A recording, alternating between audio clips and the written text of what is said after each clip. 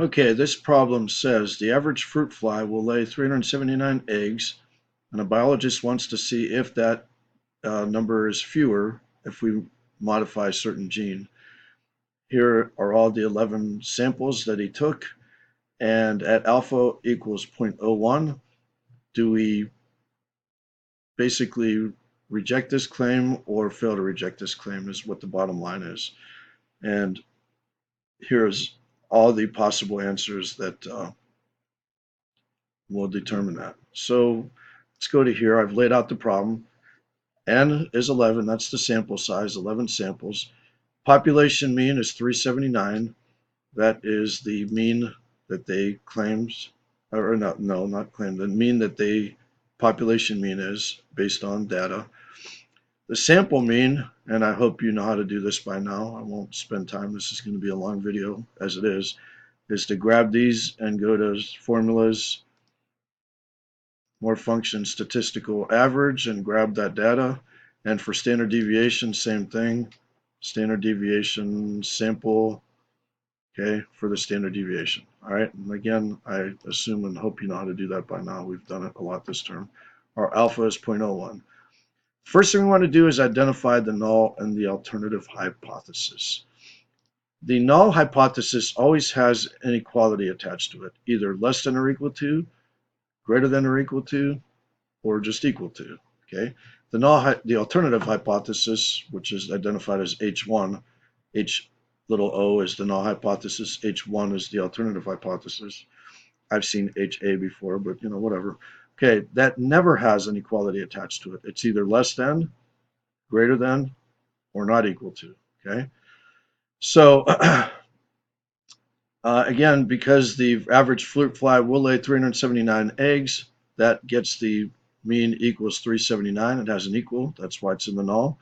And wants to see if it's going to be fewer than that is the alternative hypothesis, mean less than 379. You notice there's an equality in the H little o null hypothesis, and there is no equality listed in the null hypothesis H1, and there never will be. And there always will be here and never will be here. Okay, so after we take the mean, then the first thing we do, one thing they did not ask that I wish they would have, because it's very important down here in your decision making is where is the claim? Is it in the null or alternative? Well, this person is claiming that there's fewer than 379. Okay, so the claim is actually in the null hypothesis. I'm going to put that in here. I mean alternative. I'm sorry, alternative hypothesis. The claim is in the alternative hypothesis. They want to see, they think it's fewer. Okay, so I'm claiming, or this person is claiming, that there are fewer than the 379. Okay, so it's in the alternative. Okay, the claim is in the alternative hypothesis, less than 379. Okay, all right. So now, when we came up with our sample mean, is that significantly less to make us reject or fail to reject this hypothesis that it's less than 379? Okay, is it enough to accept or reject that claim, basically? Okay, so the first thing we have to do is find the t-value. The t-value is, the formula is d3, which is the sample mean, minus d2, and you could do this on your calculator, but in Excel it's d3, which is sample mean, or however you set yours up, minus d2 population mean, times the square root of the sample size.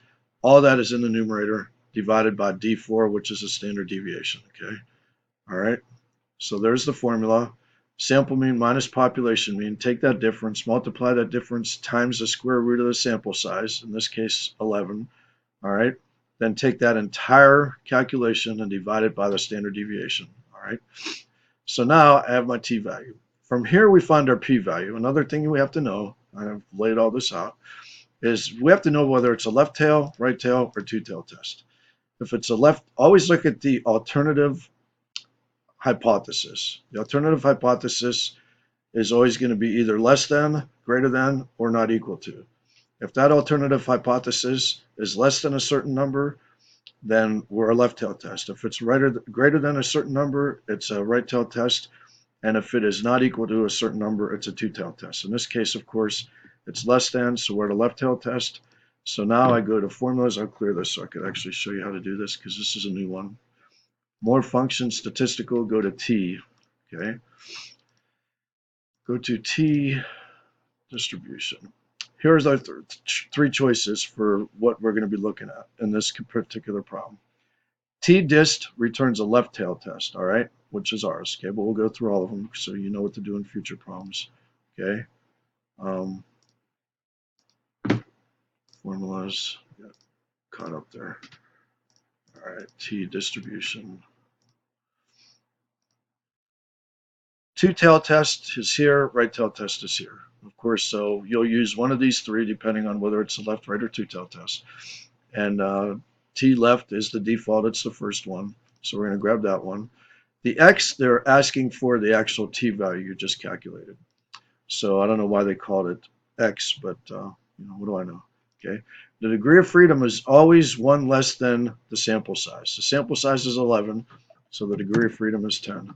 The cumulative is always 1, and there's your p-value. Okay, remember, degree of freedom is always simply just 1 less than your sample size. If your sample size is 30, your degree of freedom is 29. Okay, it doesn't matter. Whatever the sample size is minus 1. So there's our t-value we calculated. There's our p-value we calculated. So now, if p is less than alpha, then we reject the null hypothesis. If p is less than alpha, we reject the null hypothesis. Well, p is greater than alpha, so we fail to reject the null hypothesis. So that's what I'm going to put here. I'm going to put fail to reject. I'm going to use FTR to fail to reject. So we need to, I've kind of put these on the side because these are the two things we have to know to determine what our conclusion is, okay? So the claim is either in the null or alternative, and we either reject or fail to reject. So based on your probability expertise now from a couple chapters ago, you have 4 possible conclusions based on the outcome of these 2 events right here. So let's read the first one. If the claim is in a null hypothesis, it's not in the null hypothesis, so we could reject that one. I mean, we could throw that out. I don't want to say reject because that's using the words here. If the claim is in the alternative hypothesis, okay, it is, and the null hypothesis is rejected, that's not us because the null hypothesis was not rejected, failed to reject. If the claim is in the null, nope, it's in the alternative, must be this one. If the claim is in the alternative hypothesis, yes, it is, and we fail to reject the null hypothesis, yes, we did, then there is not enough evidence to support the claim. Now, we are always testing whether we reject the null hypothesis or fail to reject the null hypothesis. It depends on where the claim is, whether we actually reject or support the claim. You see what I mean? And that's a very important thing to understand. I'll repeat it one more time. We are always rejecting or fail to rejecting, P versus alpha for the null hypothesis, okay? Fail to reject null hypothesis. Doesn't mean we failed to reject the claim.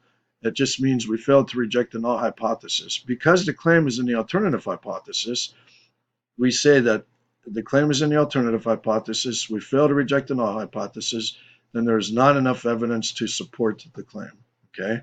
So if you notice the 3, I'm not going to read all these 3 answers here, you will notice that,